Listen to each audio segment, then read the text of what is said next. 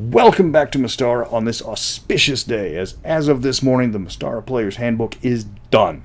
If everything goes right, this is the return of Mystara to D&D as far as 5th edition goes, once I get it to the guild. I'll be taking it to the printer tomorrow to get a physical copy for my own personal use, and putting up a bonus video the second I get that book back. So while we wait for the long, agonizing month for the printer to get done, I'm still cranking out these videos. Now, as far as today's topics go, you wanted a rundown of the Entropic Immortals in Mystara, and by the authoritative count in Marco Del Monte's exhaustive Codex of the Immortals, there's 25 of them listed. The problem is there's not much on quite a few of them, and some of the ones included are admitted speculation on the part of Marco. So I'm going to focus on the top 10 more important ones and mention the lesser known ones to give them a shout out. I'm Mr. Welch, and let's get you some evil immortals to plan against. Going from top to bottom in terms of power, first up is Hel from the Northern Pantheon. She's the patron of death, reincarnation, and the cold. She's literally the same Hel from the Norse Pantheon, just ported over to Mystara. She's in a massive reincarnation race with Odin on who can pump out the most returning champions, because they both believe the world's going to end soon and there's going to be a war. She's all about entropy over law. It's her defining trait in that she thinks that the time of law is coming to an end and then chaos will take over and she's going to be the one on top. So her clerics are big on destabilizing governments and breaking down the rule of law. Her flaw is she's too smart for her own good, making plots so complicated they have a bad habit of unraveling on their own. Thanatos is a step below Hel in terms of power, but not by much. He's a pretty simple guy in what he wants, the complete destruction of all life in the multiverse. Thanatos, like Hel, is one of the oldest immortals, the guy who used to try to take down Blackmoor in its heyday. This guy hates other immortals, every type of living creature, and everything extraplanar as well. He's not on a lot of party invite lists. His followers tend to be the serial killer types. If you want to please Thanos, you're going to get a body count. The main weakness is he's too single-minded in his methods. He wants people dead. The bigger the corpse pile, the happier he is. Stopping his followers from running amok, that's the best way to thwart him.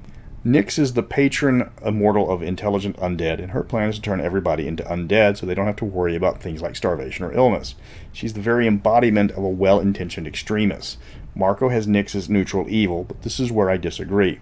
Nyx in several books is mentioned as not being evil, but following an alien mindset since she somehow became immortal as a vampire, which doesn't make any sense. It's mentioned she gets along with non-evil immortals, with her differences with them being purely philosophical. Not to say she isn't trying to turn everybody undead, but her motivations are technically altruistic, if just not a bit misguided. I saw her more of a true neutral than evil, capable of redemption. This makes her the only non-evil immortal in Entropy, with the exception of the little-known Skald, whose alignment and sphere seems to change after major events, which does make Nyx stand alone among the Entropic power players. Atzanthiotl is possibly the most hated of all the immortals because he's got his hands in the most pies. He's the patron of corruption, and the list of people he's trying to corrupt is pretty lengthy. He wants to turn everybody evil so then he can sit back and watch them fight for his own amusement. He's going after Shadow Elves, the Etrugan clans, and the Azcans of the Hollow World, rather. He loves watching them fight his hated enemies, but he also likes to watch them fight amongst themselves. That's his biggest flaw. He has a tendency to play himself. His followers hate all outsiders, and he's corrupted so many groups that they have a bad habit of fighting each other, not knowing they're all worshipping the same immortal, or worse, not believing the other side claims that they worship immortal too. This leads to his followers killing each other off out of ignorance. Then you get the first of the two demon immortals, Demogorgon. Not much is known officially about Demogorgon. It's a twin-souled immortal with both a female and a male soul trapped in the same body. It appears exactly the same as the demon Demogorgon from the regular D&D, and it's trapped in its physical form in a lost temple somewhere in the Broken Lands. So that lets us speculate. Demogorgon is an ancient immortal going back to Blackmoor. It's been established that immortals often plane hop, so you can imagine two new immortals skipping over to the abyss and getting captured and tortured by the much more powerful Demogorgon, who fuses the immortals into one form and sends them back to Mystara as a joke since Demogorgon can't get to the plane itself. The now mad immortal version of Demogorgon goes berserk until it's being trapped into the temple by numerous other immortals. This explains the plot hole, and does give an interesting twist that it might be possible to undo the damage done by the real Demogorgon. The next up is Loki, another of the Norse gods ported over, which makes all the Mystara purists' lives difficult trying to shoehorn in real-world mythology in a fantasy game where no other real-world mythologies exist, despite having the equivalent of ancient Egypt, Rome, Celts, Africans, Native Americans, and Mongolians in the setting. But I digress. So Loki is the patron of deceit and mischief, and he likes to run around making everybody else's life miserable. Loki wasn't his real name, but he took it when he ascended to stick around with the naming convention, I guess. He's looked after by Odin, who's trying to keep him under control. Loki actually doesn't want to destroy the world, he just likes watching it burn and is more than ready to supply the matches. Orcus is the second of the demon immortals, this time mimicking the big fat demon exactly, except for the fact he has a well-defined background and no real ties to the undead. Orcus is the patron of wanton slaughter and destruction. If the players want to play a slash and burn campaign, leaving nothing standing, this is their guy. Orcus was originally Oraguz, a warlord from the now destroyed nation of Tamora, until he ascended. I mentioned previously that Oraguz is impersonating Orcus for fame and attention. The demon can't do anything to him, and riding Orcus's coattails makes for an easier time for a new immortal. It wouldn't be the first time this has happened. That's the entire plot of Wrath of Olympus, for example. Then there's Telleth, the patron of seduction, betrayal, and self-gratification. She's a quickly rising entropic immortal, and she's backstabbed more than a few in her rise to power. She was an Alphasian thief that helped trigger the destruction of her homeworld by starting the argument between the schools of magic that eventually snowballed into oblivion.